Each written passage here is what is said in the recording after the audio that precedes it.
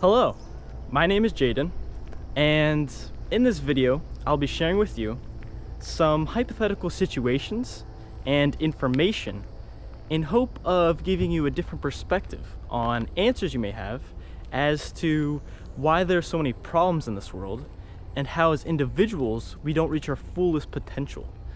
All that I ask is for you to observe with an open mind, and if you stick with me for the duration of this video, I am sure it will go a long way. I'm going to be comparing the totality of two planets, the first being current day Earth, and the second being current day Earth as well, but this Earth is on another timeline. And before I begin, I'd like to point out the thought process of the ego, and that is what we've known has kept us alive. Therefore, when we question our knowingness, it threatens our survival.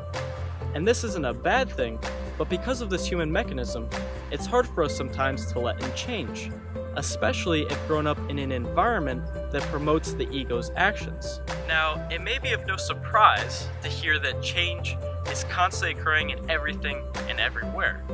But let's take a look at a study from the Oak Ridge Atomic Research Center, where they have found that 98% of all atoms in a human body are replaced every year, and that 2% that stays the same eventually changes as well. Now, if that doesn't sound too impressive, just know that there are as many atoms in our eye that there are stars in the known universe.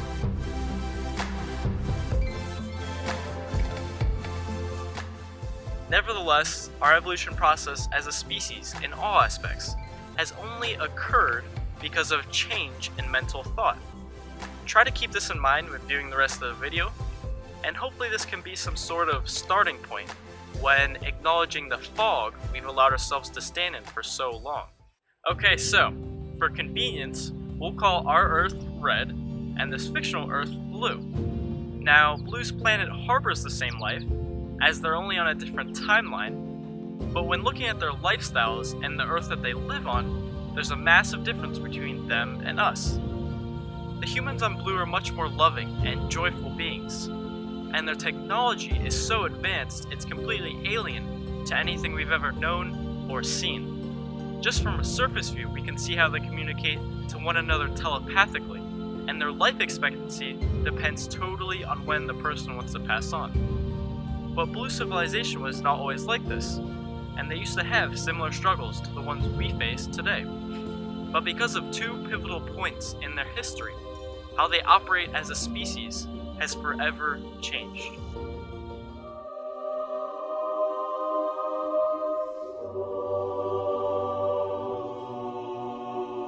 Right now in Red, we view life as a very complex process, where we need hierarchical systems, laws that limit us, and pieces of paper that are supposed to keep us civilized. But something we fail to do is question the validity and the origin of this working process. Most of us believe that without our systems in place, there would be chaos, yet we ignore all the chaotic things happening in this world because of these systems. And this is exactly how a revolution began for Blue's planet.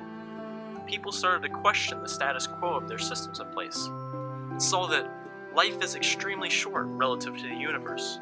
So why would they waste their human capabilities of amazing creation and intelligence on activities that create narrow-mindedness and negative thinking patterns?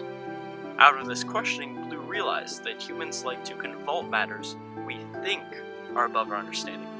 And when something simplistic by nature is made complex, it becomes hard to understand and or enjoy. To put this into perspective, it's as if we're taking a simple math equation like 2 plus 2 equals 4, and making pages of quantum physics algorithms to obtain the same answer 4, when we could just write 2 plus 2 equals. Our systems in place continue to make us believe that 2 plus 2 equals 4 is too simple, and so we add pages and pages of algorithms to try and make sense of this simple equation we call life. Now, Blue understands that a simplified life is not living like cavemen or being bored. It's actually entirely the opposite. When there are little to no distractions, life is able to freely focus on whatever its inner self desires. The focus changes from comparing oneself to others and subconsciously looking for acceptance, to focusing on events that have an everlasting impact.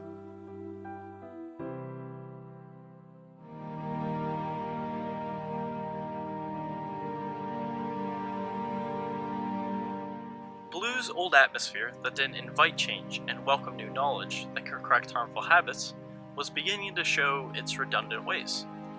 But they're having trouble putting these insights into action because their environment was not supportive.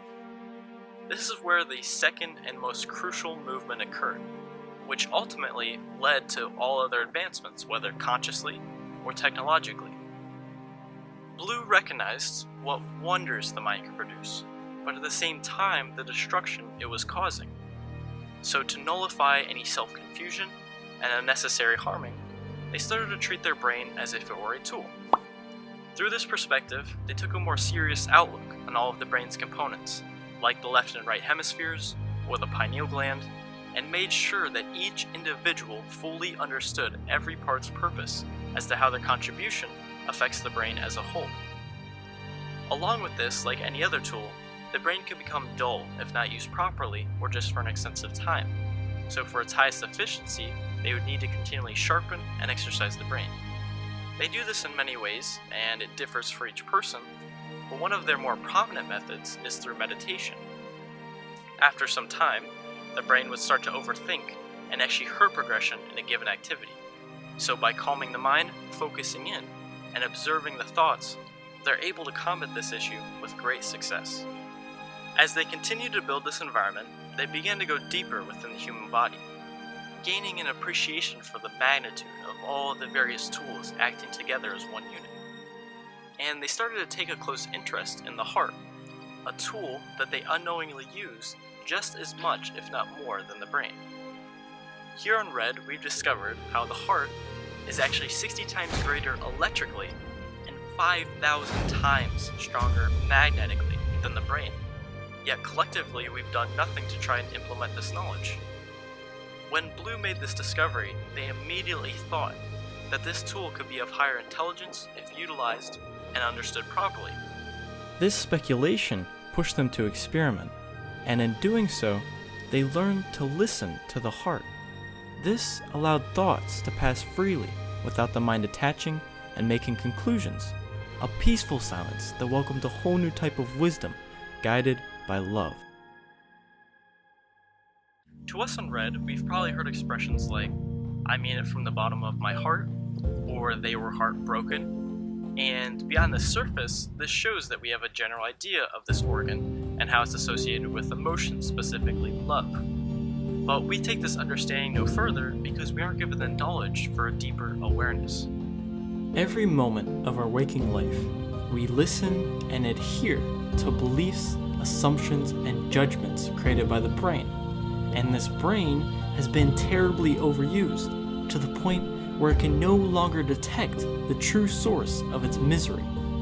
We have lost almost full control over an organ that is built to produce clarity. This is like the mental equivalent of us trying to use a toothbrush to saw wood. We have the knowledge of how a toothbrush is used for brushing teeth, but we completely overlook this and continue banging away at the wood with the toothbrush. Now on Blue, they were able to recognize this foolishness, and with their knowledge and experience of both organs, they began to master an art of balance within the body. This stability has allowed their minds to stop creating elusive barriers between one another that prolonged any progress to be made, allowing them to unite as a species in all aspects. The true nature of what it means to be human was brought to light, and out of this, a self-correcting society was born. A type of society that operates on cooperation instead of competition, and thrives off of how well each individual is doing. This brings us to Blue's current day, and maybe you can see how our Earth could start to adapt some of its features.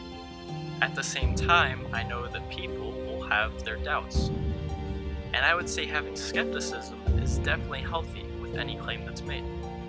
For me personally, my old self would too have had some doubts. But now, as I have spent the past year and a half enriching my life with knowledge, researching for 2 hours a day, questioning the very nature of our reality, and experimenting with changing myself in ways Blue did. I've come to see that living in a society like Blue's, or any society for this matter, is entirely 100% possible. Through all of my research and experimentation, seeing how easy it is to live a peaceful and mentally free life, I've learned that the core reason humanity is not already living in a world like Blue's is because of the system that governs us. We are grown up in societies where we are led to believe one way of thinking is the most optimal way of thinking, and this has prompted most, if not all, cultural constructs that hold us back from harmonizing with one another. We've trapped ourselves in our own primitive system, the egocentric mind built thousands of years ago, allowing the ruling class to be born into power, not because they have good leadership skills or because they carry innovation with their knowledge of mathematics and sciences, but because they have more pieces of paper than you that their past ancestors created purely for the intention of enslavement.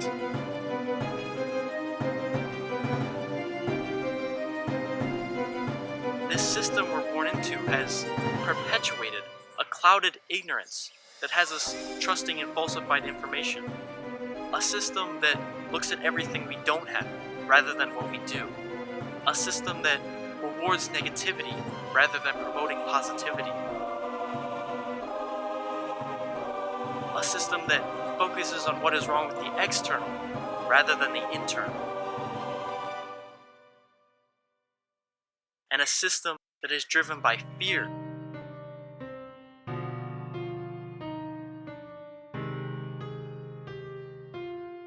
rather than love.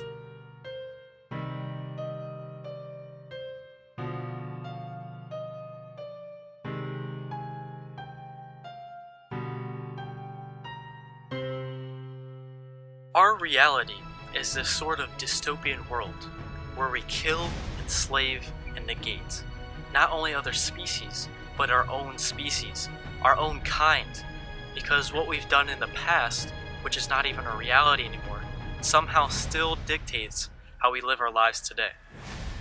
I say we can continue to live in some director's movie where nothing makes sense and everything is dark and gloomy, or we can take this opportunity and time to learn and grow as a family.